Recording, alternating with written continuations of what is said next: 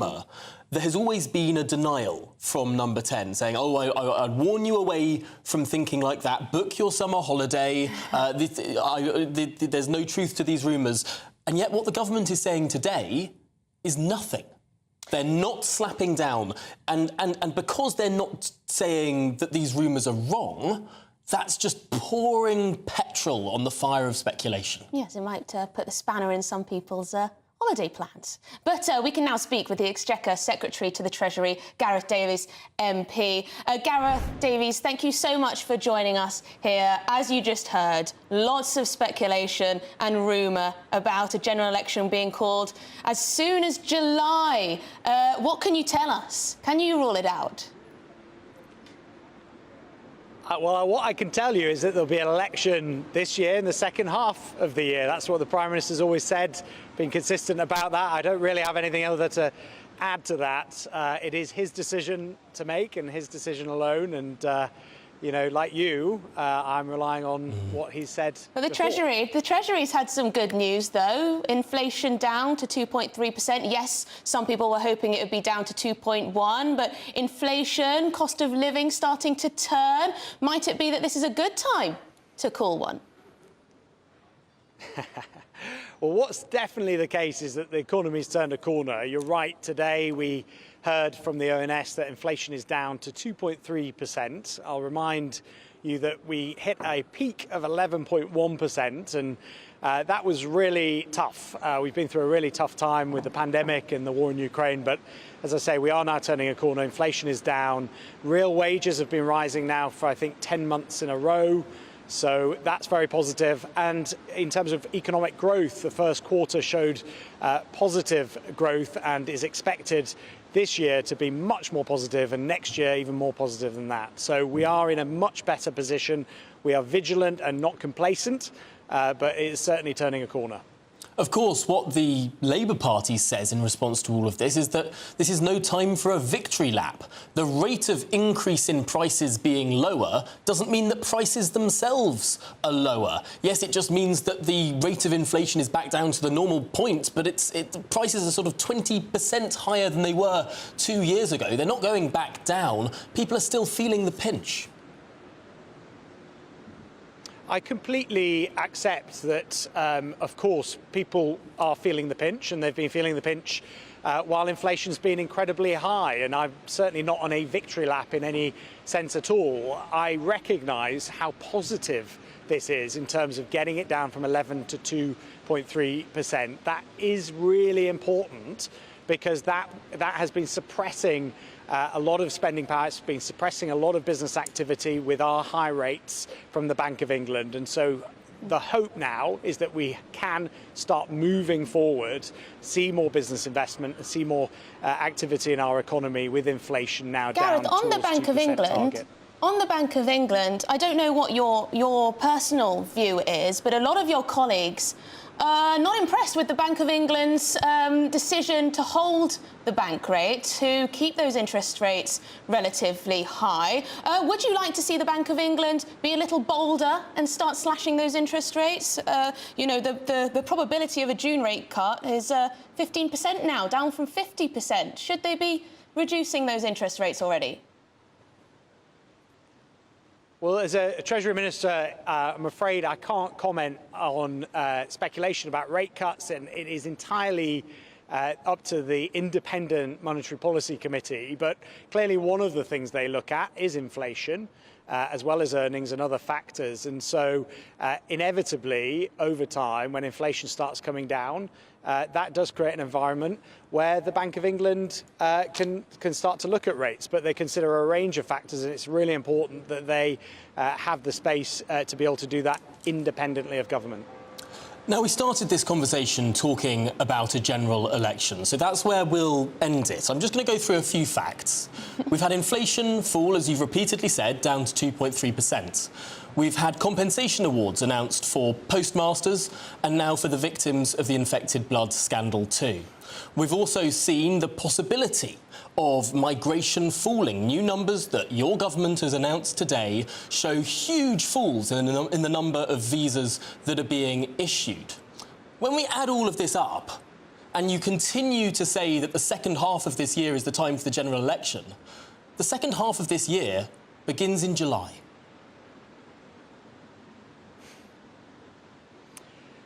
I have nothing to tell you other than the election will be in the second half of this year, but you're right to list all of the things that we are making progress on.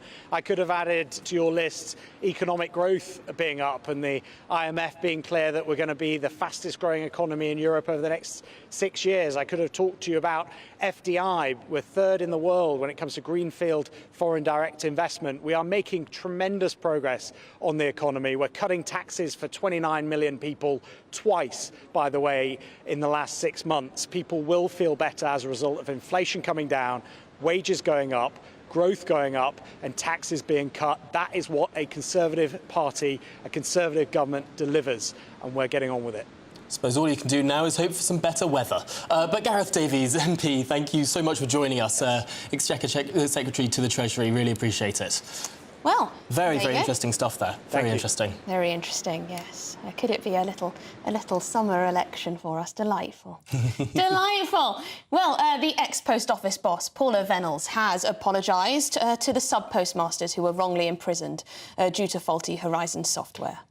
Yeah, she's speaking publicly for the first time since Britain's largest miscarriage of justice was exposed. Now, she broke down in tears mid-evidence, there she is, as she was grilled about why she had told MPs that the Post Office had been successful in every case against sub-postmasters. Well, let's cross live to our reporter Ray Addison, who's outside the inquiry, has been following it all day. Ray, what have we learned? Well, we've seen Paula Venables break down in tears twice so far today. Once, as you mentioned, as she apologised for incorrectly telling MPs back in 2012 that the Post Office had been successful in every court case brought against sub-postmasters. At that point, she paused and she grabbed a tissue and she held her head in her hands, and she claimed that she had not personally known that some of those sub-postmasters had been successful after blaming the Horizon IT system. Now, the second time that she broke down was as she discussed sub-postmaster Martin Griffiths, who deliberately stepped in front of a bus in 2013 and died in hospital just weeks later. A relative of him later saying that he'd been driven to suicide by the Post Office. Paula Venables apologised also for telling MPs back in 2012 that sub-postmasters had been tempted to put their hands in the till, and she claimed that at the time it was an assumption that she had made. Now, earlier on in her testimony, Venables denied that there had been a conspiracy at the Post Office, a cover-up, and she was criticised for an email which she had sent to 3 top Post Office employees, which said that the priority of the Post Office was to protect those sub-postmasters for whom the Horizon IT system was working. And she said, yes, it reads badly today with the benefit of the hindsight. Now, she's also faced criticism for not setting out what she should have done differently. She'd provided well over 700 page written submission for this inquiry. However, the KC had asked her, why within all of those 700 plus pages did you not detail what you could have done differently, what should have been done differently to protect those sub-postmasters who faced unfair prosecution.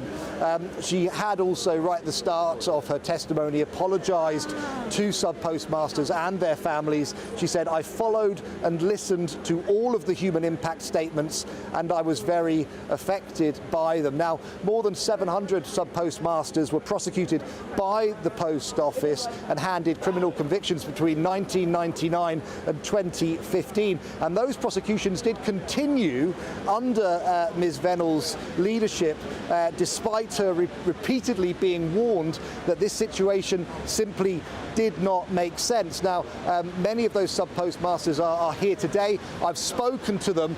They don't want to go on camera just yet. They tell me they want to hear more about what she has to say. However, one of them said to me that he felt that her tears were crocodile tears and she was trying to get sympathy. Well, there you go. Thank you so much, Ray Addison. You're outside the inquiry for us. Please do bring us any updates on that, and if you speak to any more victims of this scandal, crucially. Thanks a lot. Well, coming up, the police are being told to make fewer arrests due to a lack of space in our prisons. Is this another sign that Britain's criminal justice system is broken? That next. You're watching Good Afternoon Britain here on GB News.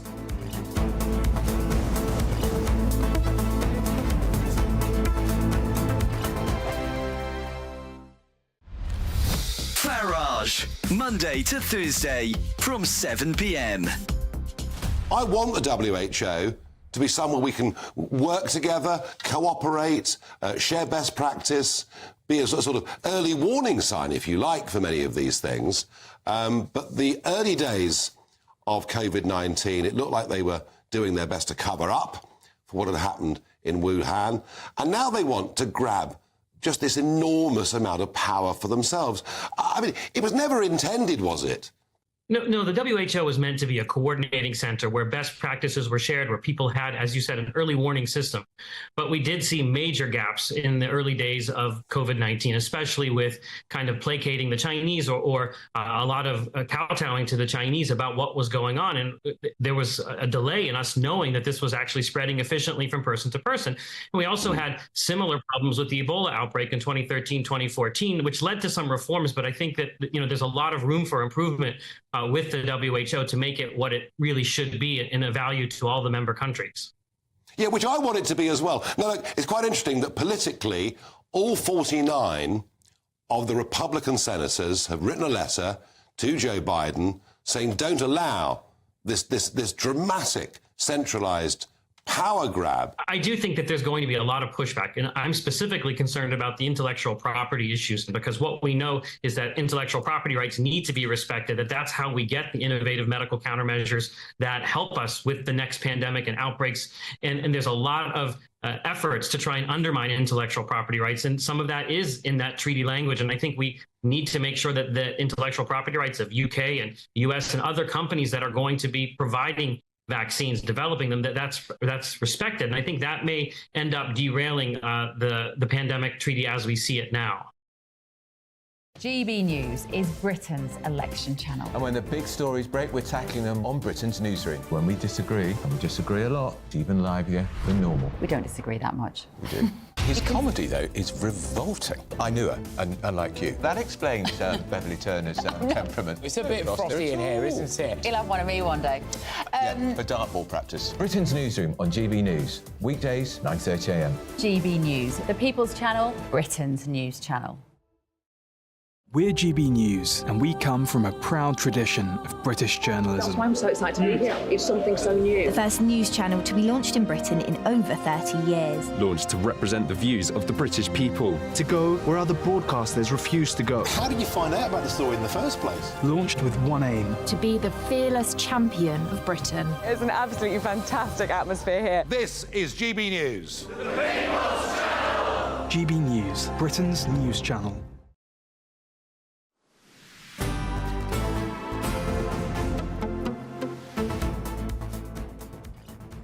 Good afternoon, Britain. It's 24 minutes past 1. Now, the number of student family visa applications plummeted by nearly 80% since January this year. Yes, so according to the latest Home Office figures, only 8,300 international students applied for visas, including dependents. Well, health and care skilled worker applications are also down. They fell by more than 3/4. Yes, so this dramatic drop follows the change in visa rules that stop social care workers from bringing any dependents. So to help us make something of all these figures, GB News Home and Security editor Mark White joins us now with the latest. So, Mark, is it fair to say that immigration is coming down? I think on the face of it, this is pretty good news for the government, and what they are saying is that on these key routes, in terms of visa applications, they are down 25% in the first 4 months of this year. So if we look at the student student study visas, first of all, they are down 12% on the first 4 months of this year, from 49,000 to 43,000.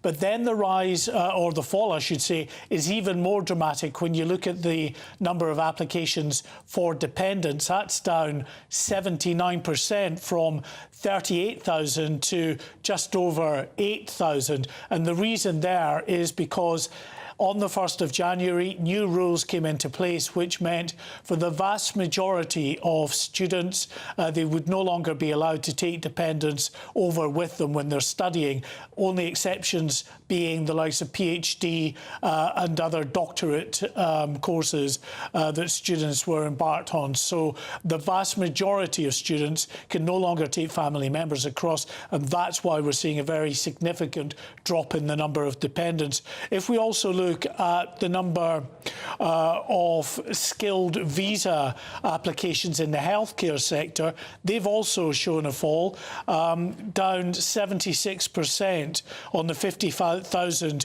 who applied at the same period last year. In March, the government also announced that social care workers would no longer be able to bring dependents on their visa. And in April, the first month that announcement was made, or the first month after that announcement was made, it showed a 58% decrease in the number of dependents who were applying for visas as well. So going forward, clearly, they expect that number to rise even more significantly.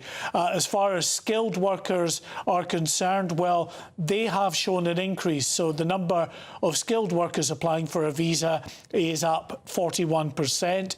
Dependents are up 62%.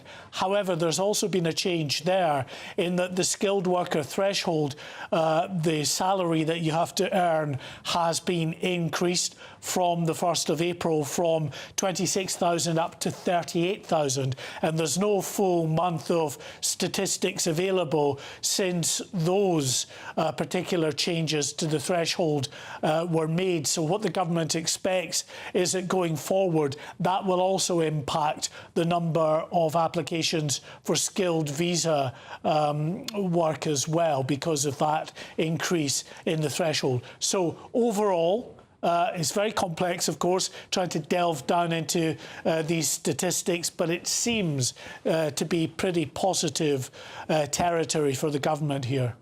It's very interesting indeed. Now, there is a row, it appears to be, within the Cabinet about this graduate visa route. You've got the likes of Robert Jenrick and Suella Braverman saying that this route is essentially used by universities to sell immigration rather than education. But apparently the Foreign Secretary and also the Treasury have been pushing back on any crackdown on this graduate visa route. What's your interpretation of events there?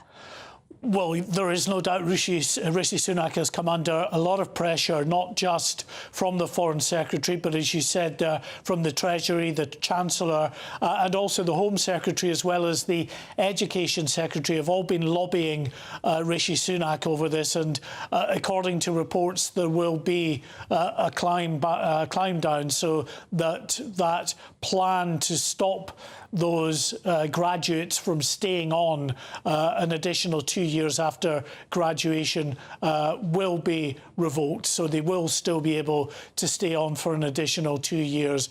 And clearly, I think the Prime Minister has been persuaded by the assertions that, you know, this would be counterproductive in terms of the money that both the universities make, but also more generally in the economy from those that are allowed to stay on. Well, thank you very much indeed, Mark White, our Home and Security Editor, trying to make some sense of those figures. It does applications seem... up in some areas, applications down dramatically in other areas. But of course, we're waiting for those official figures to come out tomorrow about not just since January, but the previous 12 months in total, which would suggest that perhaps the government thinks that those numbers last year were higher, but now this year are lower. And I've seen quite a lot of people reacting in horror to the drop in these skilled health and social care worker visas. But am I right in thinking that that's a new visa? That was a new visa only introduced, in what, a couple of days ago, a couple of years ago? Yeah. 2021. So it was, 2021 that it was introduced to prop up the health and social care system, which people argue does need propping up because we don't pay people who work in that sector particularly much, and not many native Brits want to work in it. So, I mean, there is a sort of trade-off there about do you pay more or do you have more... And lots of dependents coming in. But anyway, in a few minutes, we're going to be crossing to our reporter in Nottingham because 2 bodies of 2 women have been found in a property. This is pretty shocking. But before that, let's get your headlines with Sam.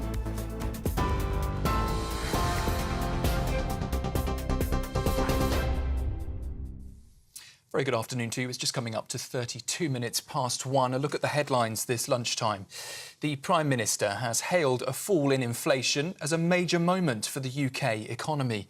Driven by lower gas and electricity prices, the latest figures show inflation has dropped to 2.3% in April.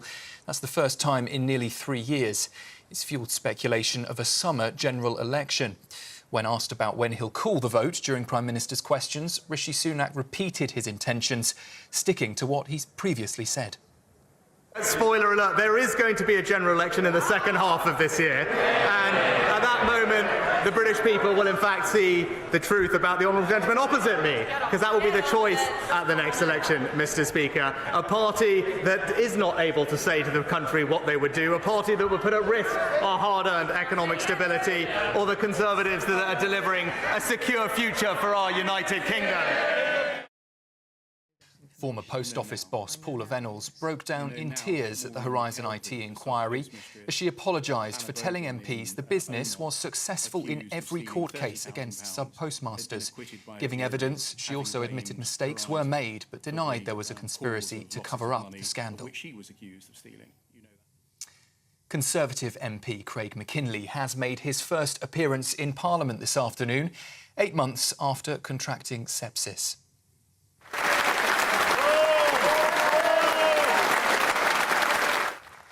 He was given a standing ovation as he entered the Commons earlier. He had extreme surgery to remove both his hands and feet and was given a 5% chance of survival after being put in a coma for 16 days. That's the latest from the newsroom for now. Another update at 2 o'clock. Until then, you can sign up to GB News Alerts. Just scan the code on your screen or go to our website, gbnews.com/alerts.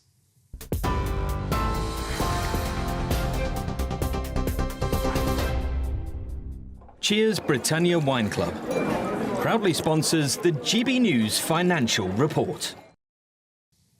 And let's take a look at the markets this afternoon. The pound will buy you $1.2715 and €1.1743. The price of gold is £1,898.74 per ounce.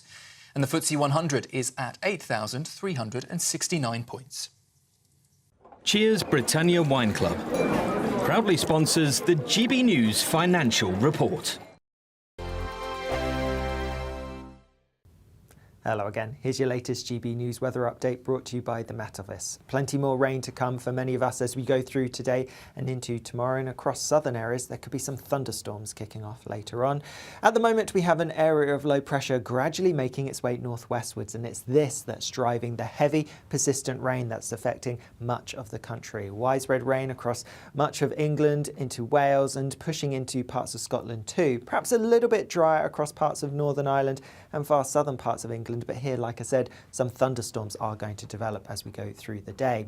Temperatures are going to be around or a touch above average for some of us, but under the very wet weather, it's going to feel markedly fresher, pretty unpleasant for some.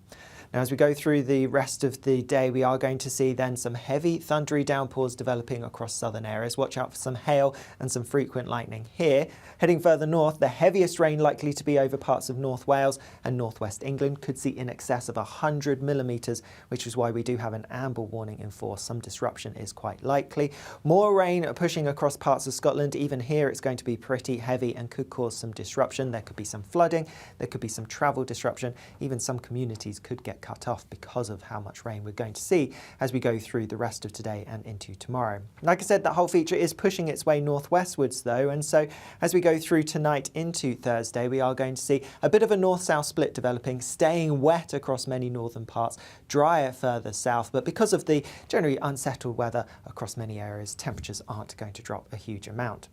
Tomorrow then is going to be a bit of a north-south split. Wet across northern parts, not quite as wet as today perhaps, but nonetheless plenty more rain to come, so we could see some further impacts. Drier further south, and in fact across far south-southeastern parts we should see some sunshine breaking through, and in the sunshine it's going to feel pleasant enough. Temperatures just about getting into the low 20s. Fresher further north. See you later.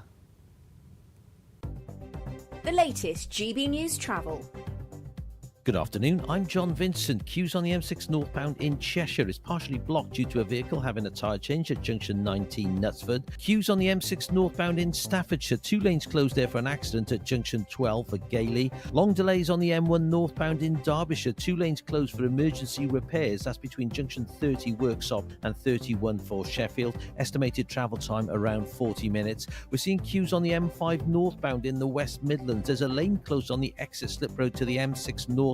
That's due to emergency resurfacing repairs. And queues on the M11 northbound in Cambridgeshire. The exit slip road is closed again for emergency road repairs at junction 11 for Cambridge South. And it's slow on the M25 anti-clockwise in Essex in the roadworks between junction 26 Waltham Abbey and 24 Potters Bar. And that's the latest traffic and travel news.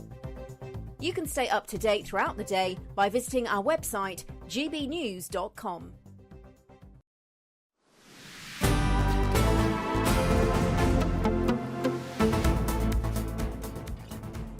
Well, it's 1:37. Good afternoon, Britain. Now, in a few minutes, we're going to be crossing live to our political correspondent, Olivia Artley, because she may have a bit of an update for us and all of that speculation about an early general election being called. Here's what's really weird about this. I've had lots of people get in touch asking about this. People who you wouldn't necessarily think are not big politicos. Are big politicos. This is cutting through. Yeah. And this is a big risk for the government, because if they're not calling an election this summer, they're doing a terrible job of shutting down these rumours.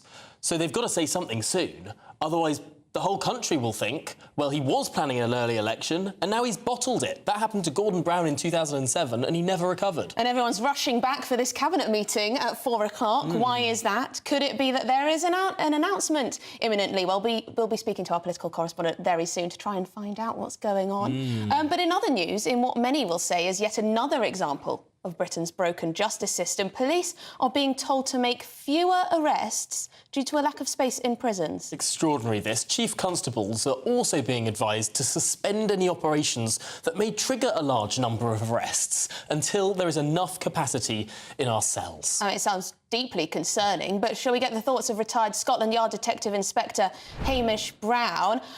I can't get my head around this. Police being told that they should make fewer arrests simply because there isn't the prison space for criminals. What do you make of this? I see no reason why police should be held accountable for other people's failings, and that's the position. We've known about the prison overcrowding for many years, and quite simply not enough's been done about it. And the police find themselves in this difficult situation, and I just look to shoplifting, and I feel the public opinion is turned against them, because retailers are saying, look, people come to my shop and just blazingly steal, walk out without paying, and the police don't even bother turning up. We've actually seen this in recent public order situations where some behaviour would merit being arrested, certainly. Discretion, of course, comes into play with demonstrations and things like that, but it just looks like the police aren't doing their job. And the public are going to be confused now. When should you call them? And the last thing I want to see is people think they've been given a free rein and can just break the law left, right and centre with no chance of apprehension. This is ill-advised, it doesn't help the public, and I'm quite sure confuses the police officers. It does seem remarkably confusing, this reporting. After all, we do know that there is an overcrowding problem in our prisons. But you'd think that the very, very, very last thing on the list would be to stop prosecuting crime. Well, this is a desperate measure, isn't it? But the police are just one part of the criminal justice system. There are different ways of disposing of the case. It could be caution, fixed penalty tickets, so on and so forth. So that's up to them. But also the courts come into play, the Crown Prosecution Service, which cases are being brought to court for the appropriate charges, and then the courts themselves to mete out the punishment they see fit. So it isn't just a police job. Two issues here, I think, is you either go and build more prisons, and I think that's happening anyway, or you reduce the number of people being sent to prison. Hamish, on that point, there is a prison building programme, but it is bogged down almost completely. I mean, almost every time the government tries to select a site for a new prison, locals in the area get annoyed, understandably so. Not many people want to live next to a big new prison. And we get this sort of gunging up, this stasis in our planning system, where I think at least 2 or 3 of the new prisons that have been proposed have been put on ice. Yes, well, this is something perhaps maybe I'm a NIMBY here. I certainly don't want one in my town. But isn't this the problem, Hamish? Yes, and it's going to be a PR exercise in how you persuade people or find the right sort of location. Boats and things like this, I think, are very unpopular with the public. And I mean, Hamish, this seems to have all come from a leaked memo from the National Police Chiefs Council. And they're saying that Chief Constables should consider putting off non-priority arrests. I mean, in your mind, what would if you were told to put off a non-priority arrest, what type of crime would that be? That's a good question, because I asked myself the same question a little bit earlier when I read that. But there might be a sweep, for example, on outstanding warrants for people which have been there some months, possibly even longer, and they go out looking for them. Although, that having been said, the atrocious activities in Nottingham last year, the sentences were handed out this year, the person was wanted on warrant, as I understand. So there might be some things they can shelve.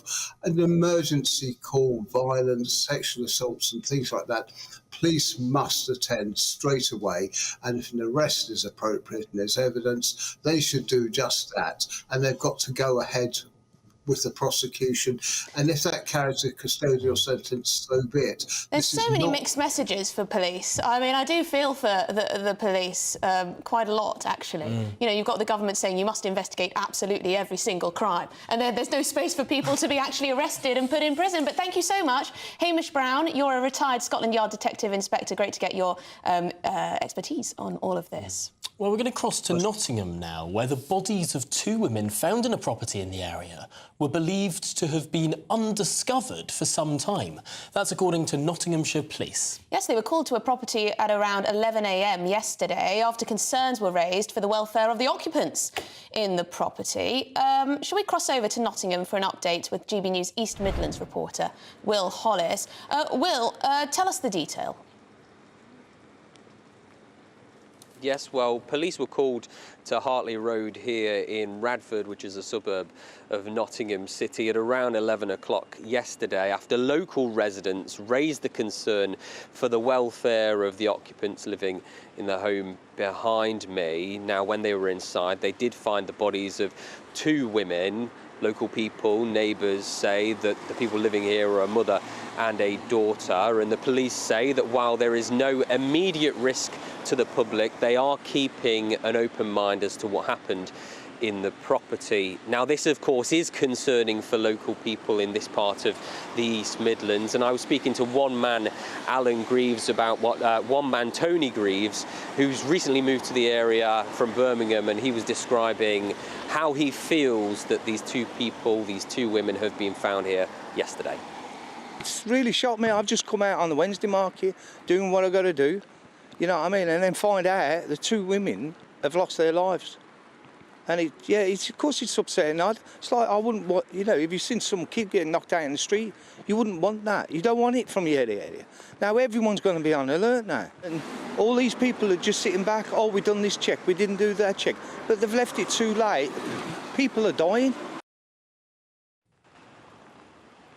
Well, the property is overgrown. It appears that it's not been tended to for quite some time. There's still a police car here in front on Hartley Road, and in the back there is another police car. At one of the back windows as well, there is still a Merry Christmas sign on display, so that gives you an indication as to maybe how long it's been since this property was last tended to. Wow, extraordinary. Since Christmas time, perhaps. Will Hollis, thank you so much for bringing us the very latest in this curious case in Nottingham. Well, it sounds like a pretty gruesome story is going to unfold there. We'll bring you the very latest as we hear it. But stay with us, because Rishi Sunak is refusing to rule out a July election. All he's saying is there'll be one in the second half of this year. The second half begins in July. No explicit rulings out. Westminster is awash with election fever. We'll bring you the very latest after this. This is GB News, Britain's news channel. The most sexiest man in the UK at the moment, as voted for by a dating website, is that man on your screen, Jeremy Clarkson. I'm sorry, Peter, I know he's a man of a certain age, but I'm not getting this one. Are you not? No. This is another reason for an old wrinkly like me to be deeply joyous. Hope springs eternal. He's grey-haired, he's balding, he's got a bit of a pot belly, he's quite tall. You know, I reckon I might be in with half a shower. As long as only hope springing eternal, love. What do you make of this one? Yeah, I agree with you. A lot of guys watching this will really be a bit befuddled as to how he's the sexiest guy. I think it's a sympathy vote. No, I get it. I understand it. But he's got a sense of humour, and he's got plenty of money. But what's there to understand? How is he the sexiest man? I'll tell you why. Because he's and I say this as a bloke, he's a man's man. He gets stuck in, he's involved, he's practical, he's physical. Does that make him funny, sexy, though? He's got money. I think men these days, if you ask me, too effeminate. Women don't want that. Women, well, I don't know what... What do women want? Go on, just mansplain to me what women want. Go on. Tell us, thank you very much. No, this is voted for by an illicit dating website, OK? Oh, was it an affairs website? Married women. But Idris Elba came third. I just think Jez he's a man's man. Like I said, he's physical, he gets involved, he likes a beer, he's got plenty of money. How much did he get for the farm on Amazon? That's so silly. So you're implying women only go for men with money? Well, no, but I mean... He did, didn't he? Just said that, yeah. He's got plenty of money. It's normal for women to want to be with a man who can look after them. No? No. Will you stop mansplaining what women want? My mum had an expression, Ben. She said, when you find yourself in a hole, stop digging. But trust me, if Idris Elba gets himself a pair of wellies, he'll be second next year. In the GB newsroom, we bring you the news as it happens. With our team of dedicated journalists across the UK, GB News brings you accurate reporting of the day's topical agenda. When the news breaks, wherever and whenever it's happening, we'll be there. This is GB News, the People's Channel, Britain's news channel. If you want your news to be straight talking... This is a nightmare for the Conservatives again. Down to earth. It's not just Nottingham where this is happening, is it? And most importantly, honest. Hard-working, middle-class taxpayers, they'll get their book thrown at them. Then catch me, Martin Daubney, Monday to Friday, 3 till 6 p.m. on GB News, Britain's news channel. Monday to Thursday nights on GB News with Dubes & Co from 6, followed by Farage at 7. At 8, Sir Jacob Rees-Mogg addresses the state of the nation. And at 9, join Patrick Christie's Tonight, followed by Headliners at 11. Only on GB News, Britain's news channel.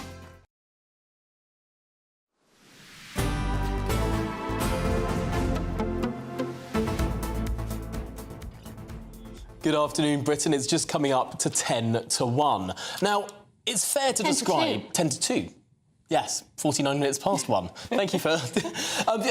the reason that my brain is so fried at the moment is because of this febrile speculation awash in Westminster of when a general election might be called and if there could be a podium moment outside Number 10 this very afternoon. Yes, all they're exciting for the world of Westminster and all the politicos, but also there's quite a lot of cut-through. Lots of people have been getting in touch with us, family members, friends, asking, will there be a July general election? So it's certainly what people are talking about today. And one of the reasons why people are speculating so much is because of this cabinet meeting and the number of ministers who are dashing home from their various trips to make it. Now, I've got a question for people watching on television. Take a look at this photograph.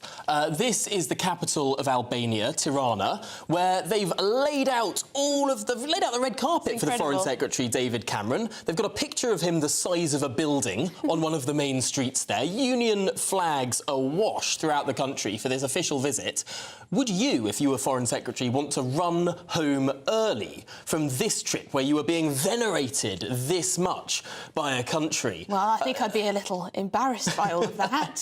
But if you've got an ego, you'd absolutely love it. You would not want to leave that. So David Cameron's had to leave this trip early to come back to London for this cabinet meeting this afternoon. Well, there you go. What could that mean? Well, shall we speak to GB News political correspondent Olivia Rutley? Olivia, you are in the heart of Westminster. What are you hearing? Well, we just don't know is the honest answer. There is mounting speculation that there is going to be a podium moment, as Tom called it this afternoon, and we can see why that speculation is going a bit insane. These two cabinet ministers, Grant Shapps and David Cameron, have both been called back from their trips abroad. That is not routine. Normally they would just be given a pass to miss a cabinet meeting like this. Number 10, this is perhaps the most startling sign. Number 10 has gone completely silent. Trying to speak to a Number 10 advisor, special advisor, press officer at the moment is impossible. They're not saying anything. They're just repeating that line that there will be a general election in the second half of this year, which, as we're all pointing out over and over again, starts on the 1st of July. Those are the reasons why it is looking increasingly likely that he could call a general election, added to the fact, of course, that inflation did drop below 3% today, and a few months ago it was said that Jeremy Hunt was planning an election as soon as inflation got under 2%, at 3%. At 2.3%, we are now very nearly at the Bank of England's target. All of that said, there are still lots of very sensible reasons why Rishi Sunak might be completely mad to call an election in the beginning of July. For one thing, yes, inflation is now falling, and quite dramatically, but interest rates still haven't come down, and we're not expecting them to come down in the next announcement in June. And until interest rates start going down, then people's mortgages will still be incredibly high. And calling a general election when people are still feeling very badly off and are still suffering from the cost of living crisis seems a bit ill-advised, when it is quite likely that by the end of this year that mortgage pain will have been relieved somewhat. The other reason, of course, is that the Rwanda flights aren't really off the ground yet. Rishi Sunak promised that he was going to stop the boats, and at the moment the boat figures are looking pretty terrible. On 2024 to date, there are more crossings than before in the last 5 years. He cannot say that he has completed that pledge. Things are still looking pretty bad. A few weeks ago, I was saying I can't possibly see a reason for calling a general election before the end of this year, and most of that logic still stands. It's so interesting, though, because if Number 10 wanted to quash all these rumours, they could simply say we're not going to hold a July election, but they're refusing to say so. Well, absolutely, and that's what's so baffling, and that is what makes people think that it must be about to happen, because if Number 10 aren't planning to call an election on July the 4th, the Prime Minister could very easily say, he's had plenty of opportunities this morning, to say, no, we are not calling an election on July the 4th. there doesn't seem to be much reason for letting all this speculation build up and up and up, and then announcing that there won't be a general election or keeping completely quiet. Then it feels as though he's bottled it, as though he was planning to hold an election and then got scared at the last minute, which of course is exactly what Gordon Brown did, and he never recovered from it. Yeah. So politically, it seems very, very strange the way he's behaving at the moment. It does a bit, although perhaps some people are saying it might be to keep inflation in the news, all right? Thank you so much, Olivia. Sorry, we've come to the end of the hour. We've got lots more coming up on that election speculation and much, much more. Police being told to make fewer arrests.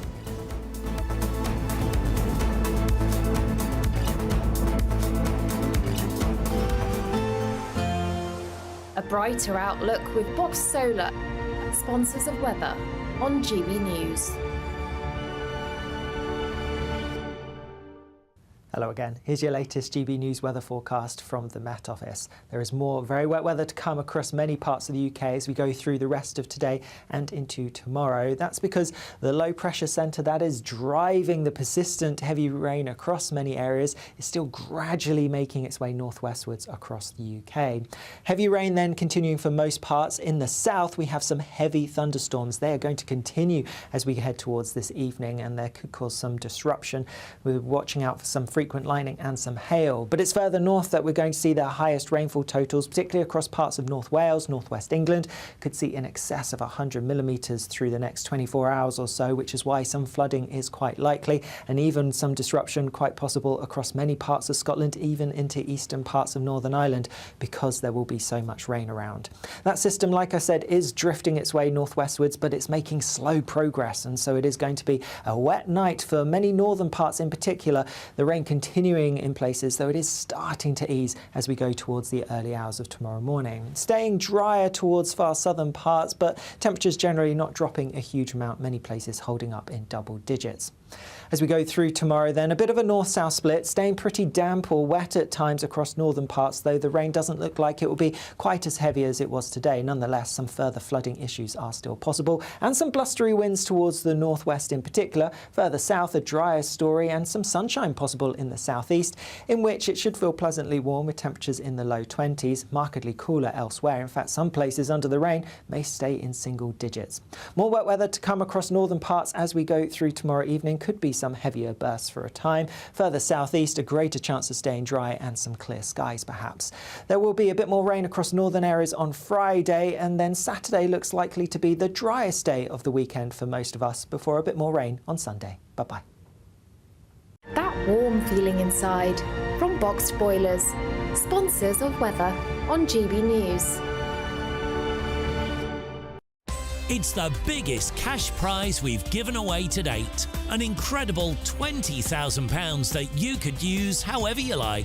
And because it's totally tax-free, every single penny will be in your bank account to do whatever you like with. £20,000 in tax-free cash really could be yours this summer. Hurry, you've got to be in it to win it. For another chance to win £20,000 in tax-free cash, text PRIZE to 63232. Text costs £2 plus one standard network rate message. Or post your name and number to GB05, PO Box 8690, Derby DE1 9TT. UK only. Entrance must be 18 or over. Lines close at 5 p.m. on the 31st of May. Full terms and privacy notice at gbnews.com/win. Please check the closing time if listening or watching on demand. Good luck.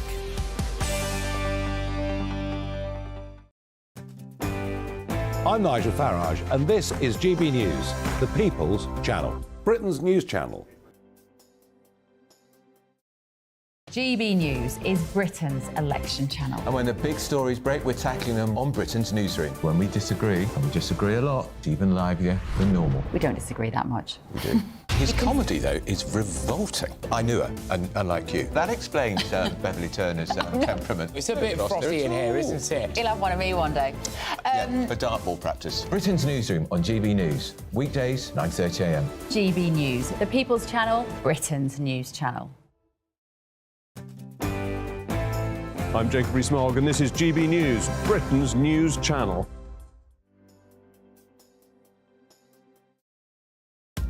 Are the newspapers getting you down? My wife didn't divorce me that month. Struggling to separate the wheat from the chaff? I know that it's a bit of a circus at the best of times. Well, don't worry, Headliners has got you covered. We'll take the burden of reading the day's news, and if we get depressed, who cares? It's an occupational hazard, frankly. That's Headliners on GB News from 11 p.m. till midnight, and the following morning, 5 till 6 a.m. on GB News, the comedy channel. Nah, just kidding. Britain's news channel. I'm Nana Acquia. This is GB News, Britain's news channel.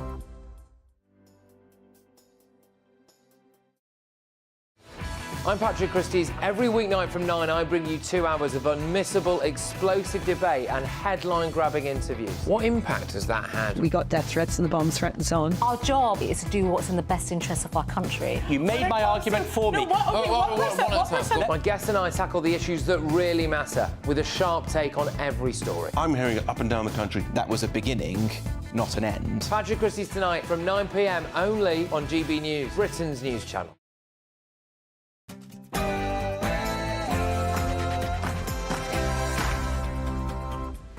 Right, well, good afternoon, Britain. It's 2 o'clock on Wednesday, the 22nd of May. I'm Emily Carver. And I'm Tom Harwood.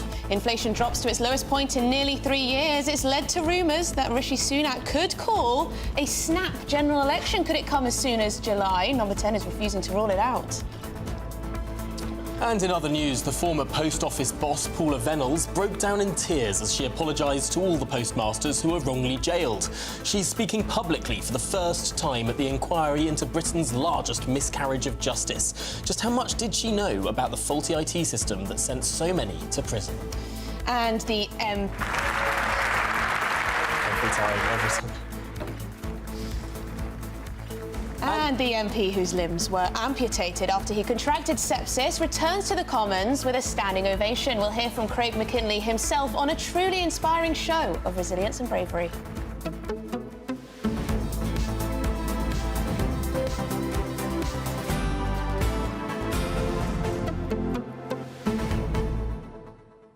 And we're going to show you live pictures of Downing Street now, because a general election is on the lips of everyone in Westminster. Why? A cabinet meeting that was delayed from yesterday because the Prime Minister was abroad yesterday has unusually called senior cabinet ministers back from foreign trips abroad. Usually they're able to say that they're just simply not going to attend a cabinet meeting. But this one today, they're all flying back. It was quite a big trip for the Foreign Secretary, David Cameron. He was being greeted with quite a lot of fanfare in Albania. But he's returning to Downing Street to be at this cabinet meeting.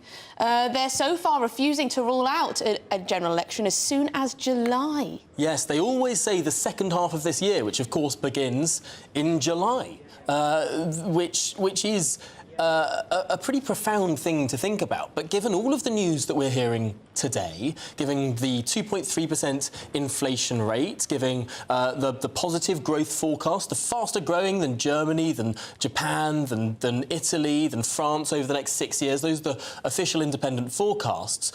Given all of this news of perhaps things starting to turn a corner, migration falling dramatically from the start of this year, could this be the cocktail of news, not a perfect cocktail of news by any means, people still really feeling the pinch of the cost of living situation, but could this be the better time than any other to call a general election? Yeah, well, that's the question. We'd like you to get in touch and let us know what you think. Do you think it would be a bright idea for the Prime Minister to call a bit of an earlier election than some of us were expecting, as soon as July? I mean, you had the good news about the compensation for the victims of the blood contamination scandal, also some positive-ish data when it comes to immigration and visas. Could it be? Could it be? Let us know your thoughts. gbnews.com/your say is the way to get in touch. But let's get the headlines with Sam.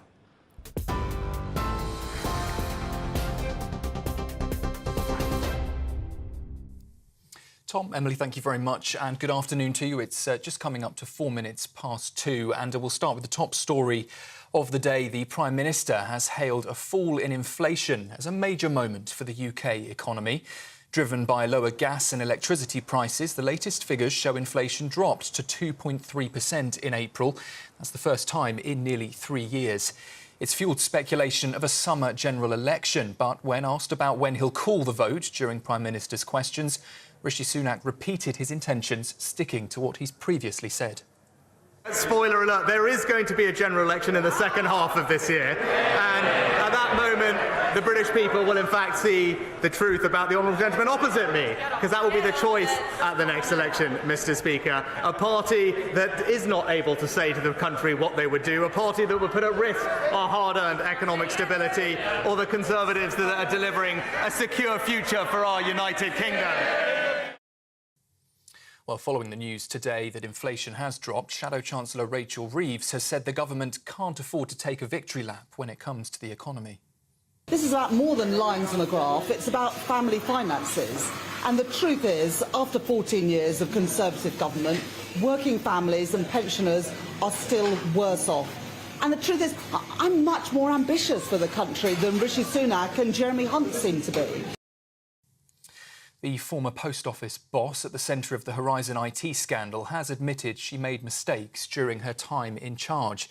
Giving evidence, Paula Venables broke down in tears at the inquiry earlier as she apologised for telling MPs that the business was successful in every court case against sub-postmasters. She also said sorry to those affected, but denied there was a conspiracy to cover up any wrongdoing. I fully accept now that the post office,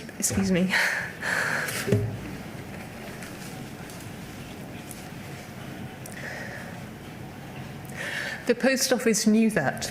I completely accepted. Personally, I didn't know that, and I'm incredibly sorry that that happened to those people and to so many others. Speaking to GB News earlier outside the inquiry, Sub-Postmaster Christopher Head said he has little sympathy. You can't rewrite history, is that she wanted to protect the post office brand at all costs. That was what she did, and we can see that that's what has happened.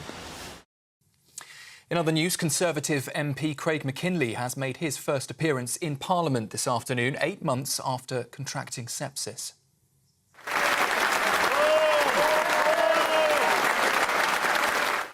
He received that standing ovation as he entered the Commons earlier. The member of South Thanet, who had extreme surgery to remove both his hands and feet, was given a 5% chance of survival after being put in a coma for 16 days in September. The bodies of 2 women have been found at a property in Nottingham. Police were called to an address in Radford after concerns were raised about their welfare. It's believed they may have been there for some time before being discovered. Neighbours believe they're being failed by local authorities.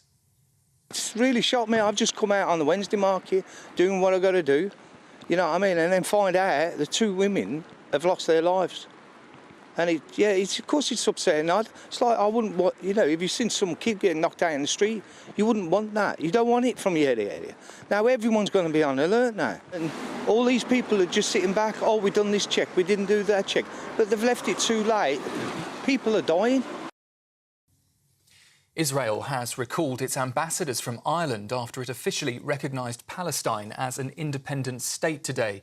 In coordinated announcements with Norway and Spain, the Irish Premier said his country was taking that decision for freedom and justice. Israel's foreign ministry, though, has warned on social media the move would fuel extremism and instability. But Simon Harris says it is the only pathway to peace. Today, Ireland, Norway and Spain are announcing that we recognise the state of Palestine. Each of us will now undertake whatever national steps are necessary to give effect to that decision. And finally, children who submitted a joke to the Beano comic are being included in this week's edition in recognition of their humour. The magazine received entries from schools across the country after searching for the funniest jokes. Beano's chief gag maters whittled the wittiest submissions down to their favourite 10, which went forward to a public vote, and Northside Primary School in London won the competition. Here's the joke, don't laugh too much. What's the hottest area in the classroom? The corner, because it's 90 degrees. For the latest stories, you can sign up to GB News Alerts by scanning the QR code on your screen or go to gbnews.com/alerts.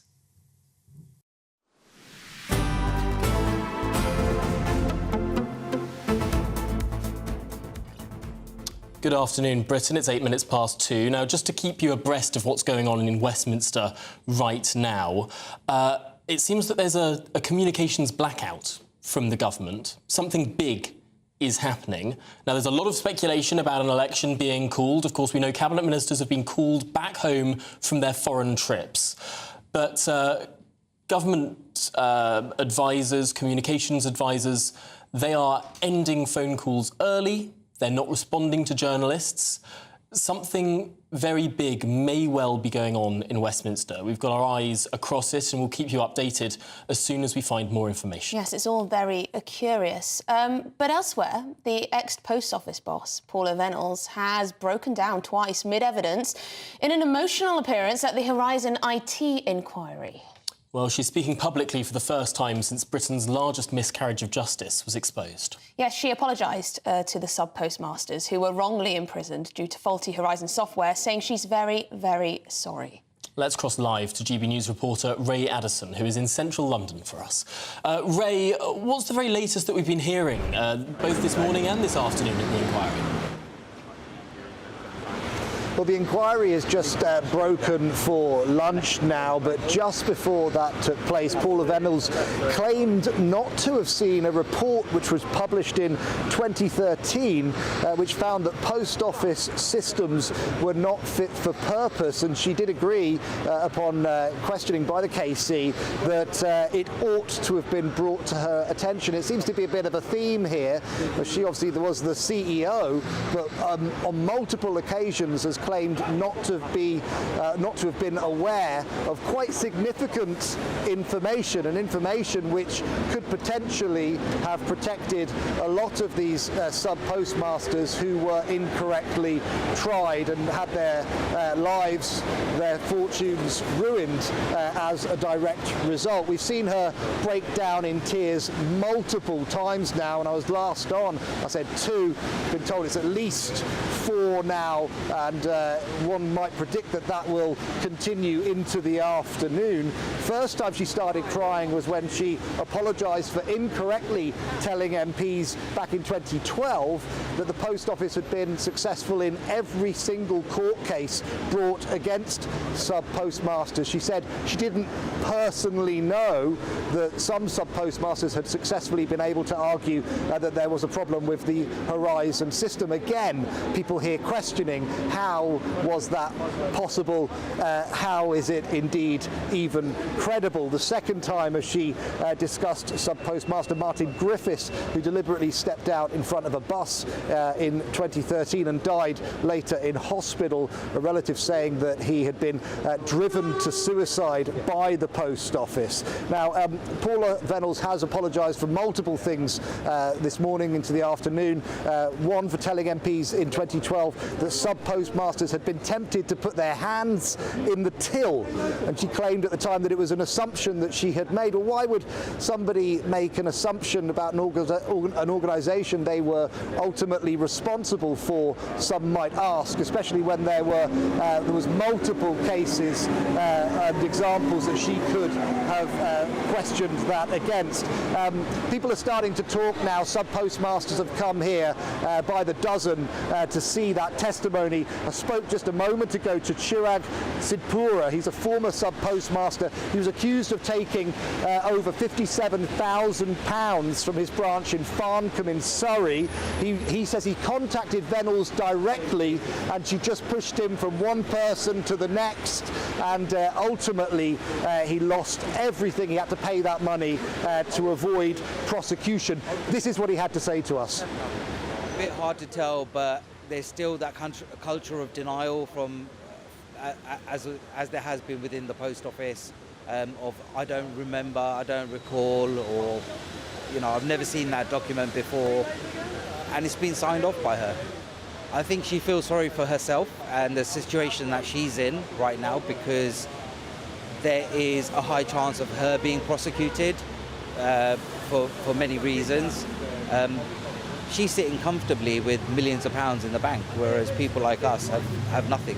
It's all been taken away. So Paula Venables has apologised to sub-postmasters and their families. She said she followed and listened to all of the human impact statements and was very affected by them, but she's denying that there was a conspiracy to protect the post office and the Horizon IT system. Her testimony will continue. Ray Addison, thank you very much. The very latest there outside that ongoing inquiry into the sub-postmasters scandal. Now, must bring you some more information about what's going on in Westminster. 3 vital bits of information. Number 1, the Cabinet meeting. 4:15 this afternoon. Senior Cabinet ministers have been called back to London to attend this meeting. Grant Shapps is delaying a trip. David Cameron is cutting a trip short. Fact number 2. Number 10 communications have gone completely silent. They're not responding to any journalists asking any questions. And number 3, the Labour Party campaign director, Morgan McSweeney, he's been seen storming, that's the word used by the Guido Fawkes website, storming into the Leader of the Opposition offices inside Parliament. Now, all of these 3 things in isolation wouldn't perhaps raise too much suspicion. Altogether, it's creating this febrile sense that something huge is going on in Westminster. Yes, could it be an earlier general election? Could they be announcing a general election later on in the year? Could there be a resignation? Could it be something completely different and nothing to do with a general election? But certainly the rumour mill is swirling. And it doesn't help that number 10 is completely silent. No. They could shut these rumours down this instant by responding to any journalists' questions, by saying, no, we're not calling an election in July, or saying that this isn't about that. But the fact that they're completely silent, it's letting this story run away. It's letting these rumours run wild. Now, that can't be helpful for number 10. That can't make number 10 look like it's in control. So either something out of their control has happened, or there will be an election. Yes, well, people are speculating that this could be something completely out of the blue and may not have to do with the general election. But I must say, it does appear as though most people in the know are thinking that all indicators are pointing towards a general election being called. But we will bring you all the developments as we get it and when we hear any more from that rumour mill and from those in the know. And crucially, if number 10 starts responding to any journalists' requests for information. But coming up, nice. It would be very nice, wouldn't it? But coming up, apparently Prince Harry has turned down the King's invitation to stay at a royal residence last week over security fears. But he was happy to visit Nigeria. It's all very curious. We were asking, where would he have been safest, in London or Nigeria?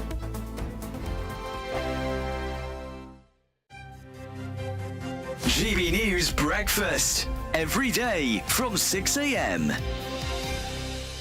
If she has such ambitions, where does this leave Prince Harry? I mean, he's obviously already resentful that he was treated as a spare back here in Britain. But he would only then become even more of a spare if he were married to either the president or somebody who was clearly setting her sights that way and taking various offices.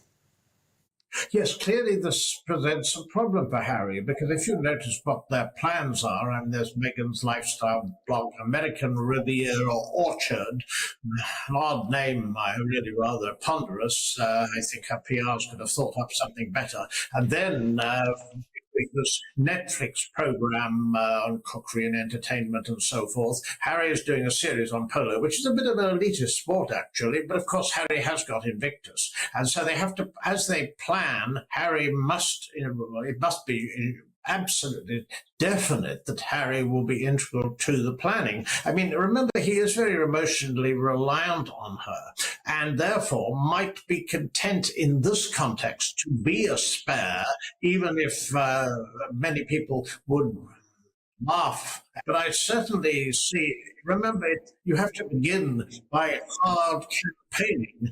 They're only putting in a each for their charity Archwell. If they really do want Meghan to go into politics, if that is her ambition, then I think she should make absolutely sure she's got the ground rules of how you do this in America. They've got to have a look at also whether they would wish to have or keep their titles, and even though they're in abeyance. This too is a problem. I mean, if you're really looking at a serious political career, I don't see it starting from what we know now.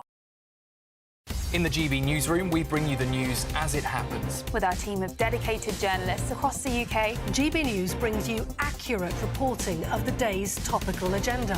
When the news breaks, wherever and whenever it's happening, we'll be there. This is GB News, the People's Channel, Britain's news channel. Every Saturday, 10 till 12, we'll bring you all of the news that you need to know. We'll also remind you that there is so much to smile about. It's my favourite time of the week. I get to relax, enjoy some light-hearted stories, and let Ellie teach me about fashion too. That's Saturday Morning Live, every Saturday, 10 till 12. Only on GB News, Britain's news channel. Monday to Thursday nights on GB News with Dubes & Co from 6, followed by Farage at 7. At 8, Sir Jacob Rees-Mogg addresses the state of the nation. And at 9, join Patrick Christie's Tonight, followed by Headliners at 11. Only on GB News, Britain's news channel.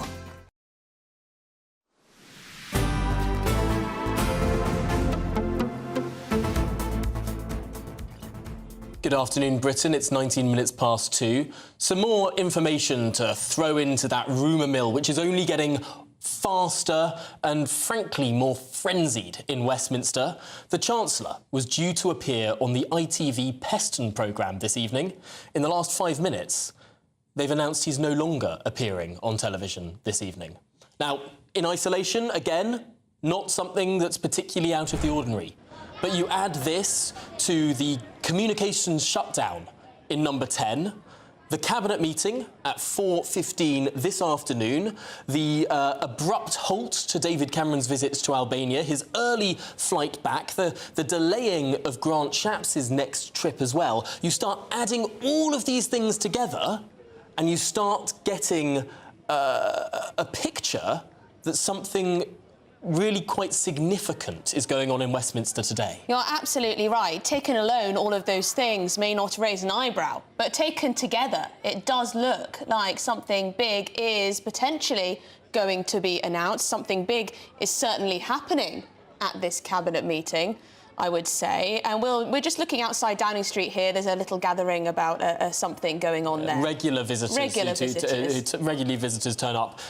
This can be nothing at all to do with what's going on in the rooms upstairs. They could just be there for a visit. But we wanted to show you the picture on Downing Street because at 4:15 we're expecting that cabinet meeting. All sorts of rumours of a statement in Downing Street after that cabinet meeting, perhaps at 6 o'clock. But again, unconfirmed. Yeah, and of course there has been some good news for the government relatively today. A drop in inflation, getting close to that 2% target on inflation. It stands at 2.3%. Yesterday we had that big announcement of compensation for the contaminated blood victims. We've also had some positive-ish movements when it comes to migration and visa applications and the like. Could it be that the Prime Minister wants to call an election?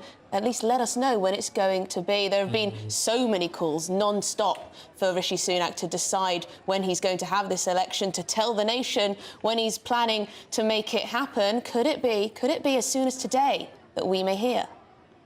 Well, we're going to be back in Westminster with any updates, adding to that list of these events that in isolation wouldn't raise an eyebrow. We wouldn't be talking about them on this programme. But added all together, this list keeps getting longer of unusual goings-on in Westminster today. As that list grows, we'll keep you updated.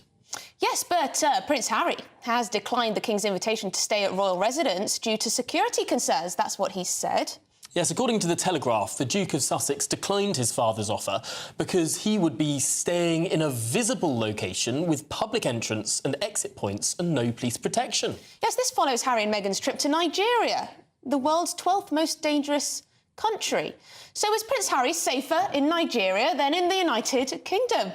Well, former royal correspondent at the BBC, Michael Cole, believes that Prince Harry is safer in the UK, while the royal commentator Richard Fitzwilliams says he may be safer in Nigeria. Well, Richard Fitzwilliams, let's start with you. That sounds like a pretty curious point of view. How do you arrive at it?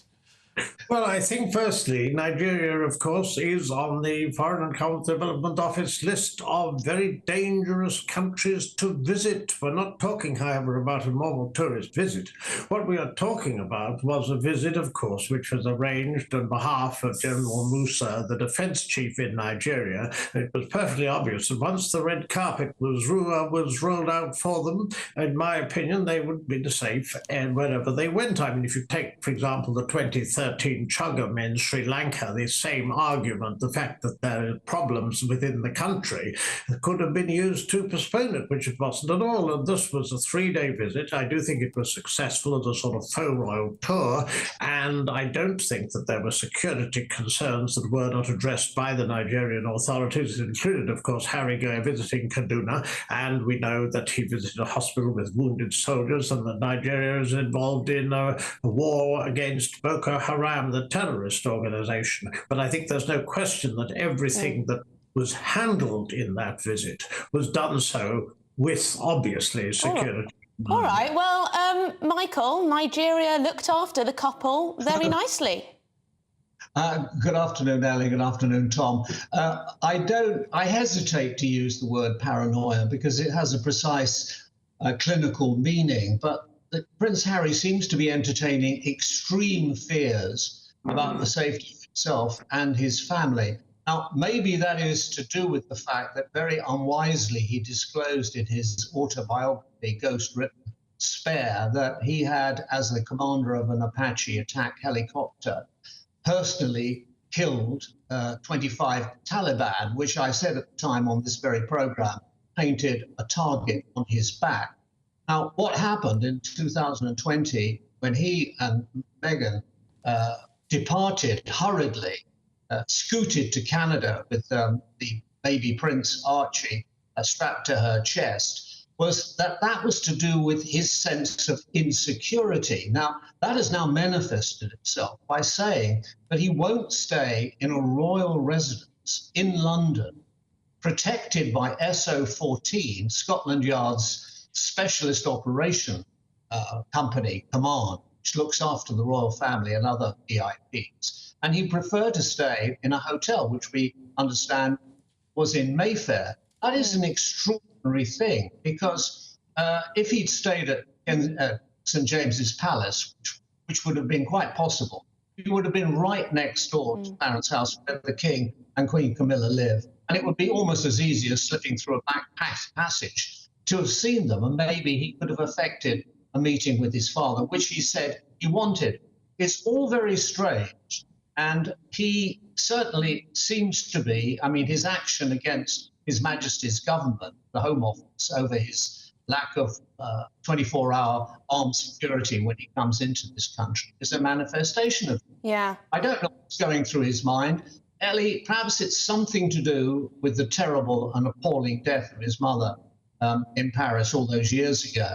But he quite clearly feels an extreme sense that he has to protect his wife and his children. Michael, I might throw that to Richard, because is Harry fibbing here, Richard? Because I heard, we were all told that it was because the King's schedule was so busy that was why Prince Harry couldn't meet with him. Now it turns out it's supposedly about the security arrangements. I mean, which one is it? Yes, no, I think that this is a very sad situation, and I think, in fact, it's quite bizarre if we look at what was actually stated. I mean, it was just shortly after he touched down that his spokesperson said that the King was too busy, supposedly. Now we understand it may not be the case, to meet Harry, and then now it appears that it may be something to do with the security aspect of staying in a royal palace versus a hotel. All of this is, of course, part and parcel of the fact that there is such a deep rift in the royal family, and it's also extremely sad. I would, however, mention, and Michael will know this, in fact, that former counter-terrorism chief Neil Basu was saying that there is a far-right terrorist potential threat. There have been incidences of concern with reference to Harry and his family, and of course, of the throughout this, and it was clear from the memoir Spare, which does indeed include ridiculous and unfortunate and unwise comments and statements, that it's the death of his mother and the fact he's haunted by this and the fact he has this fear that it might happen to perhaps his family or his loved ones and so forth. So I think that this is what is behind it, and I don't think that what we've been seeing a series of attacks on the government and the feeling that he's being discriminated against. I don't think that's been wise, but I do think that there are serious concerns here. Can you imagine what would happen if anything did happen? Well, we don't have much time left, so let's just throw this back to Michael Cole. Richard, we started with you, so we'll finish with Michael. Could it just be that Prince Harry feels that he's much more popular in Nigeria than he is in the UK? Lagos vies with Johannesburg to be the murder capital of Africa. It is absurd to think that he's safer in Lagos than he is here, where I'm sure you can procure a gunman to assassinate somebody for not very many dollars. Let me just say, the problem with the royal family is this, that the opposite of love isn't hate, it's indifference. And what we're seeing now is the King and the Prince of Wales in particular exhibiting extreme indifference to Harry. They heard all he's had to say. They heard what his wife's had to say. They know it is a situation which is beyond being retrieved at this particular moment, and they've shut down, essentially, their communications with him. Their interest in him is lessening. Of course, he will always remain the King's second son, but there is no hope on the horizon or in the near or the future of reconciliation. So the door to the palace is closed.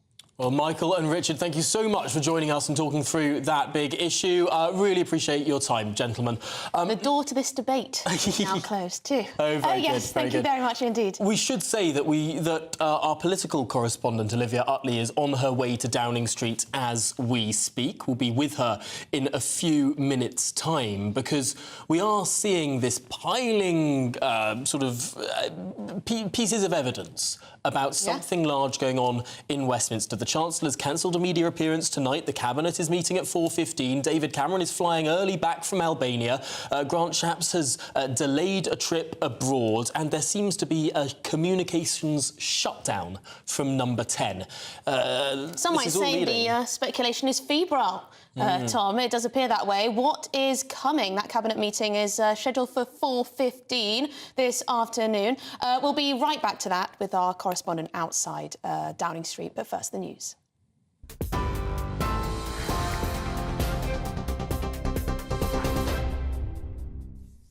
Very good afternoon to you. It's just after 2:30. Leading the news this afternoon, the Prime Minister has hailed a fall in inflation as a major moment for the UK economy. Driven by lower gas and electricity prices, the latest figures show inflation dropped to 2.3% in April for the first time in nearly 3 years. It's fuelled speculation of a summer general election, but when asked about when he'll call the vote during Prime Minister's questions, Rishi Sunak repeated his intentions, sticking to what he's previously said. Spoiler alert, there is going to be a general election in the second half of this year, and at that moment the British people will in fact see the truth about the honourable gentleman opposite me, because that will be the choice at the next election, Mr. Speaker. A party that is not able to say to the country what they would do, a party that would put at risk our hard-earned economic stability, or the Conservatives that are delivering a secure future for our United Kingdom. Former Post Office boss Paula Venables admits she has made mistakes over the Horizon IT scandal, but denies there was a conspiracy to cover up any failures. She's broken down a number of times during the first of 3 days of giving evidence at the inquiry. Live pictures here you can see of Paula Venables giving evidence this afternoon in central London at that inquiry. The former priest also apologised for telling MPs in 2012 that sub-postmasters had, she said, been tempted to put their hands in the till. And Conservative MP Craig McKinley has made his first appearance in Parliament today, 8 months after contracting sepsis.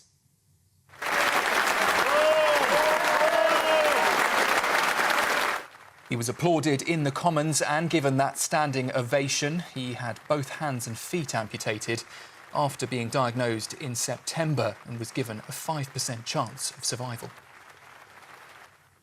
Finally, the mother of a Manchester Arena bombing victim has completed a 200-mile walk to Downing Street as part of a campaign for new terror legislation. 15 days ago, Martin Hett's mum, Figan Murray, set off from the spot where he was killed. She's delivered a letter to the Prime Minister on the 7th anniversary of the attack. For the latest stories, sign up to GB News Alerts. You can scan the code on your screen or go to our website, gbnews.com/alerts.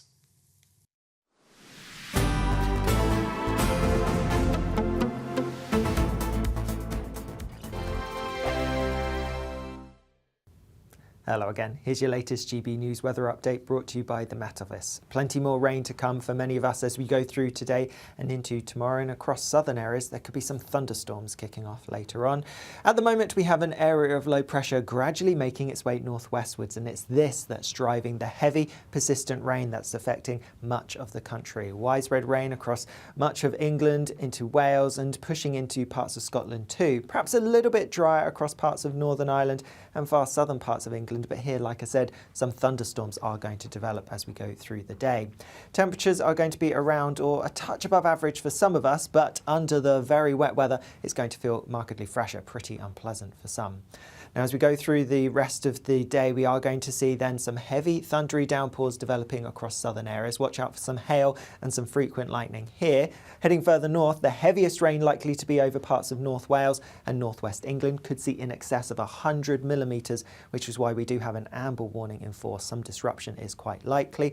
More rain pushing across parts of Scotland. Even here, it's going to be pretty heavy and could cause some disruption. There could be some flooding.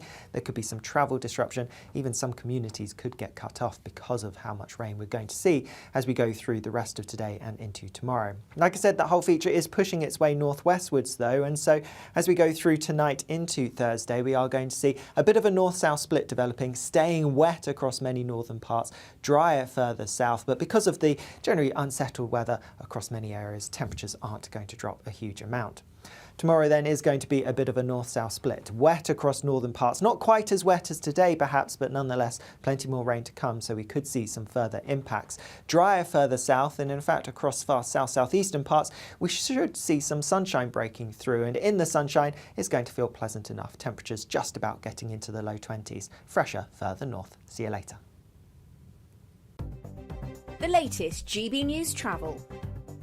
Good afternoon, I'm John Vincent. Queues on the M6 northbound in Cheshire is partially blocked for a vehicle having a tyre change at junction 19 for Knutsford. Congestion on the M6 northbound in Staffordshire. Firstly, one lane closed due to emergency repairs. That's between junction 12 Gailey and 13 Stafford South. And heading towards Gailey at junction 12, there's 2 lanes closed for an accident. Long delays on the M1 northbound in Derbyshire. 2 lanes closed for emergency repairs. That's between junction 30 Worksop and 31 for Sheffield. Queues on the M5 northbound in the West Midlands. There's a lane close on the exit slip road towards the M6 north at junction 8. And in Surrey, the M3 southbound queues there. It's all due to an accident between a lorry and a camper van between junction 2 for the M25 and 3 for Lightwater. And that's the latest traffic and travel news.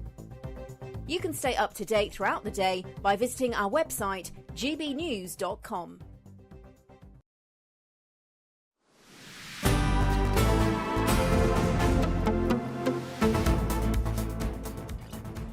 Good afternoon, Britain. It's 37 minutes past 2. Now, just to recap some of the big goings-on in Westminster today, I want to stress at the start that in isolation, these issues would not raise an eyebrow. We wouldn't report them on television.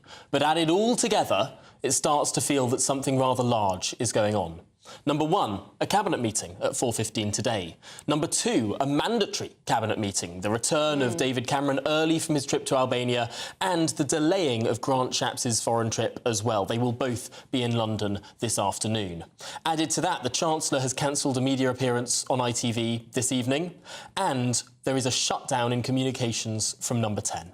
Yes, it's all looking rather suspicious. Certainly it looks as though something big is happening, something big may be announced. Could it be? The government hasn't ruled out a July election. They've not ruled that out, which is interesting in and of itself. So could we be heading towards a general election sooner rather than later? That is the big question on everyone's lips today in Westminster. Shall we speak to GB News political correspondent Olivia Utley? Olivia, thank you very much indeed. The speculation keeps growing. It's becoming rather febrile. What's going on?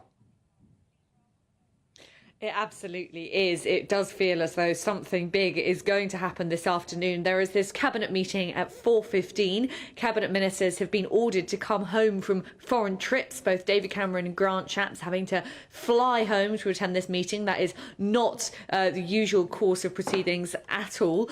Number 10 has gone completely silent, as Tom mentioned. It's impossible to speak to an advisor or special advisor or press officer even about what's going on. Number 10 have had so many opportunities to deny that there's going to be a general election, and one would have thought that if there isn't going to be an election, they would take those opportunities to deny it, because the more the speculation builds up, the more, if they decide not to hold one, it looks as though they've just bottled it and they're too scared of Labour. So all of the signs do seem to be pointing that way. Add to that, there are political reasons too why the Prime Minister might now be considering a general election. Firstly, of course, inflation has now fallen to 2.3%, which is very near the Bank of England's target of 2%. People should start soon to be feeling a little bit better off. And then there are other sort of smaller reasons too. There doesn't look like there's going to be any room in the later this year, there's no fiscal headroom to make more tax cuts. Now, one of the reasons why we were all expecting an autumn general election is because we thought that Jeremy Hunt wanted to deliver one last rabbit out of the hat budget and set the tone for an election with the Tories being the government for tax cutting. It now doesn't look like that's going to happen. A combination of that £10 billion infected blood package plus weaker than expected borrowing figures suggests that there just isn't room in the economy to cut tax anymore. In which case, the argument goes, why not just rip off the plaster? Something else I've been hearing recently is it will be during the Euros, which is quite interesting. And so, you know, coverage, TV coverage like us and newspaper coverage will be eaten up by what's going on in the Euros. Could that be good for Rishi Sunak? We think that the Conservatives do better on the whole with a lower turnout, and we could end up with a very low turnout with a July election. There also tends to be a sort of feel-good feeling in the country if England is doing well, and a feel-good feeling in the country tends to favour the incumbent. I mean, this is all getting a little bit silly now, but there are a lot of arrows pointing in the direction of a possible general election in July. Yeah, really, really important that you raise that £10 billion of extra spending to go to those victims of the infected blood scandal. That's money that can't be used for tax cuts, at least this year. It's a one-off payment, of course. Olivia, I want to show you this picture from Albania, from the capital of Tirana. They had really laid on all of the bells and whistles for the Foreign Secretary's visit today. The main streets covered in Union flags, and even a building-sized picture of David Cameron erected there in the middle of the capital. I mean, this was a huge visit. It's very unusual for the Foreign Secretary to have cut such a visit, such an important visit, so short. Absolutely, and it's a very bad look on the international stage. It looks, quite frankly, quite rude of David Cameron to be cutting this visit short. It is because cabinet ministers have been ordered basically under pain of death to attend this meeting at 4:15, which does suggest, again, that it is very serious. I mean, it is definitely by no means certain. It could be that Number 10 seems to be enjoying all this. They could just be sort of whipping up speculation to keep Labour running around. It feels like they're kind of puppet masters at the moment. And so it could just be that. And of course, there are still very good logical reasons to wait until later in the year to call an election. One of them being that people still aren't feeling much better off. Yes, inflation has fallen a bit today, but interest rates are still very high, still at 5.25%. We're not expecting them to be cut in June. The mortgage misery is ongoing for so many people. And of course, Rwanda flights aren't yet off the ground. In 6 months' time, there is an argument that things will be looking a bit better for the Prime Minister.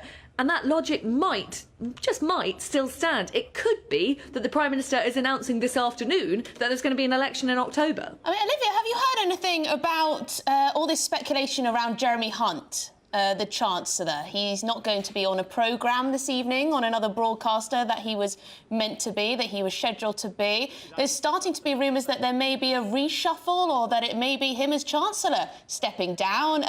Is there any truth, or what have you heard to all that? The Treasury is pouring cold water on the theory that Jeremy Hunt is stepping down before the next election.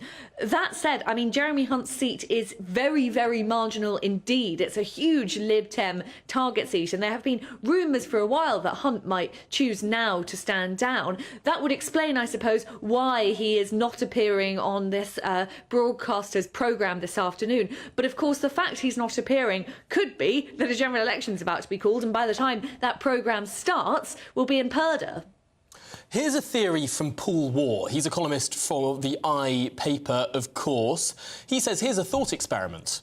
If Jeremy Hunt wants to step down as Chancellor, Number 10 could harness it as good news.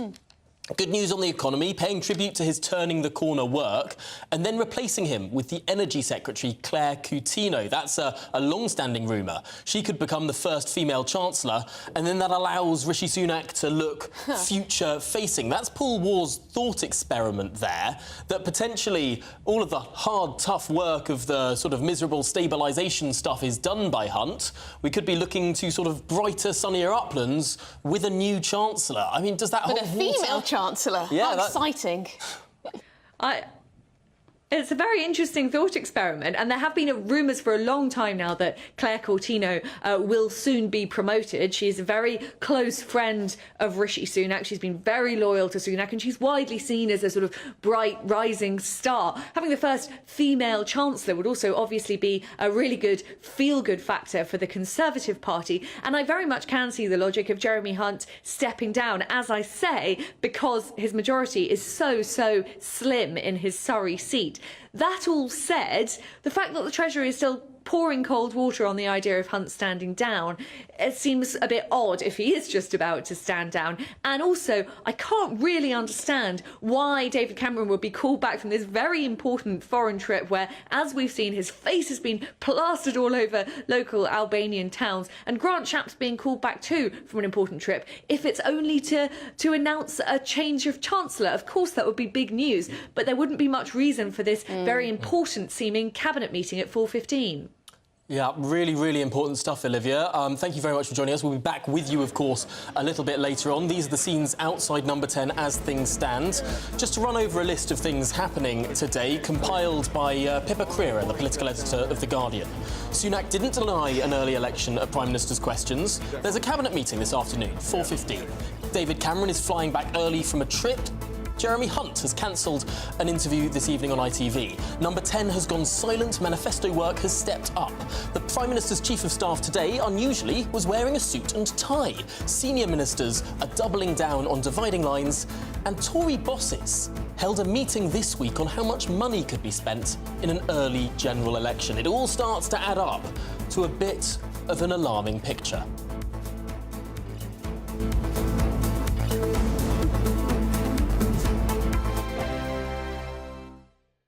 We're proud to be GB News, the People's Channel. And as you know, we always love to hear your views. Now, there's a new way of getting in touch with us at gbnews.com/your say. By commenting, you can be part of a live conversation and join our GB News community. You can even talk to me, Bev Turner, or any of the members of the GB News family. Britain's newsroom. Weekday mornings from 9:30. So, Private Members Club in London, the Garrick Club, has voted to allow women members for the first time in its history. So it's been around for 193 years. Women were not allowed as members, but they could go in as guests of male members. But there was a vote last night, 60% said time to allow women in on equal terms. We don't really care about being part of a stuffy boys' club, and to join us to talk about this is Georgia Gilholy. Good morning, Georgia. Do women care about this? Have The Guardian got nothing better to do? Apparently not, considering we have a huge range of domestic and global crises ongoing at the moment. I think, first and foremost, this was a campaign it's been successful now by and for elites. I believe the chief reporter at The Guardian who spearheaded this was Amelia Gentleman. That's right. And in the initial coverage, she didn't even mention that her father-in-law, I believe, Stanley Johnson, obviously the father of former Prime Minister Boris Johnson, a very influential member of the Tory party. She didn't mention that he was a member, which I find bizarre. It's something that should have gone on that list if it was a list of influential members, which it was. So hang on a minute, who's that? Amelia Gentleman wrote the story in The Guardian. She's married to Joe Johnson, Boris's brother. Boris's brother. And so Stanley is a member of the Garrett, but she omitted that from her piece. Ah. Yeah. And I think, you know, the majority of British women won't have even heard of the Garrett Club, nor any sort of private members' clubs in London. It's a very kind of elite inside thing. It's actors, lawyers, writers. Yeah, and I think they absolutely have their place, especially for networking with people in different careers or the same career as you. I think they have their place, holding charity events, that kind of thing, and conferences. We already have members' clubs mixed, and that stuff is still not happening. Just putting men and women together in this one space isn't going to help women in terms of cross-gender networking. If you want your news to be straight talking... This is a nightmare for the Conservatives again. Down to earth. It's not just Nottingham where this is happening, is it? And most importantly, honest. Hard-working, middle-class taxpayers, they'll get the book thrown at them. Then catch me, Martin Daubney, Monday to Friday, 3 till 6 p.m. on GB News, Britain's news channel.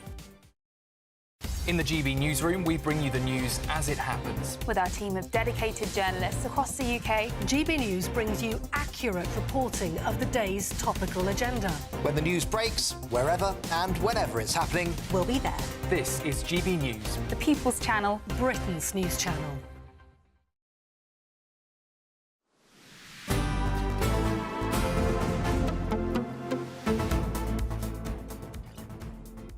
Good afternoon, Britain. It's just coming up to 10 to 2. Now, there is mounting... To 3, Tom. I've done that twice today. It's because this show is usually 3 hours and today it's 2 hours, but it is 10 to 3. It's also because all of our brains are completely scrambled. What an afternoon Because of all of this speculation. All of this election speculation. Febrile, some are calling it. We're expecting this cabinet meeting, a bit of an emergency cabinet meeting, it seems to be, at about 4 o'clock. Some are saying 4:15, some are saying 4, so it'll be around that time. Could it be announced that there is a general election coming very soon indeed? Well, let's take the temperature of the mood in Westminster now with political commentator Peter Spencer. Peter, in your experience, when there is this much speculation, this sort of fever pitch, perhaps the last time that the country felt like this was 2007, when everyone expected Gordon Brown to call an election, and then he didn't. Indeed so. There is clearly something happening, and it's something extremely dramatic. And I hear the idea mooted that maybe this is to do with the inflation figure nudging up to where it's supposed to be, and so he's going to take the plunge. I don't actually buy that because I think that would have been fairly obvious for a little while that the inflation figures are going that way. Therefore, I go to the alternative, which is that something very, very big has happened behind the scenes. And a thought experiment from me, which I haven't heard mooted so far, is just maybe the chair of the 1922 committee, Sir Graham Brady, has received a great slew of letters from Tory MPs saying, look, enough is enough. It is time to kick Rishi Sunak out, to rub Rishi out. And so he's thought two possibilities. One, I go to the country, or two, back me or sack me. That's been done before. I mean the interesting thing about all this is that things can feel sluggish and then suddenly they can happen so dramatically. Think of Margaret Thatcher, when 1 minute she seemed to be home and dry and then suddenly she was out. Something like that. That's very interesting that you're suggesting that perhaps it could be that Rishi Sunak, that there's lots of votes of no confidence or letters of no confidence being put in. I mean, that is a possibility. I mean, would that lead to ministers being dragged home, forced home? Is Peter still there for us? Peter is still there. Yes, Peter is still, well, as far as I can tell. You are. Sure. No, I mean, look, ministers would not be dragged home in this way, and I'm the particular point about the huge, great big photographs of David Cameron and so on. this is very manifestly big. And of course, I mean, the other possibility that just could be is that there's been a tranche of very senior ministers have thought, look, enough is enough. He's going to have to go. In which case, the only thing that Sunak could possibly do would be to drag them all together, saying, and bash their heads together, that's a possibility. But whichever way it's going to be, by the end of today, we're going to hear something extreme. I hesitate to say this, Peter, because I don't think it's the most likely explanation. But some political journalists are suspecting that it might not be anything to do with politics at all. This might be a piece of royal news. All things are possible. I would have thought, though, if it is something of that nature, that I don't see the need to have a compulsory attendance at Cabinet by every single member. Let's face it, these days they do have telephones, they can discuss things.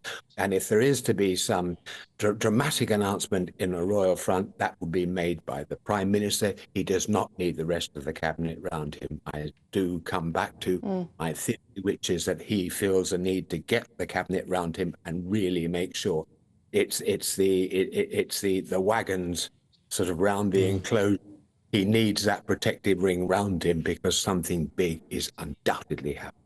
Well, Peter Spencer, thank you so much for joining us, political commentator. Of course, we're going to be having continued coverage of this febrile speculation in Westminster over the next hour in the run-up to that 4 o'clock Cabinet meeting. Do not go anywhere.